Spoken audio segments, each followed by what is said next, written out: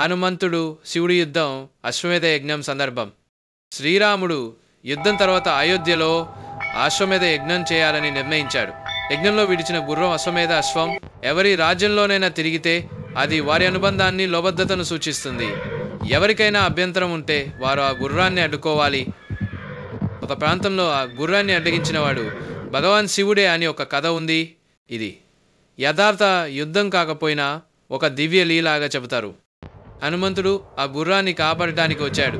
అక్కడ శివుడు విరాట రూపంలో ప్రత్యక్షమయ్యాడు. హనుమంతుడు తన శక్తినంతా ఉపయోగించి శివునితో యుద్ధానికి దిగాడు.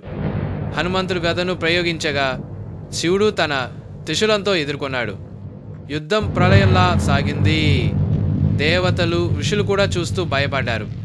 చివరికి హనుమంతుడు గ్రహించాడు, ఇది నా ప్రభువు రాముడు స్వయంగా పూజించే మహాదేవుడు. వెంటనే యుద్ధాన్ని ఆపి నమస్కరించాడు. శివుడు హనుమంతుడిని ఆశీర్వదించి అన్నాడు, హనుమ, మీ భక్తి, నీ వీరత్వం రెండో అద్భుతం. ఈ యుద్ధం మీ శౌర్యానికి సాక్ష్యం. తర్వాత హనుమంతుడు గుర్రాన్ని మళ్ళీ రాముని వద్దకు తీసుకెళ్లాడు.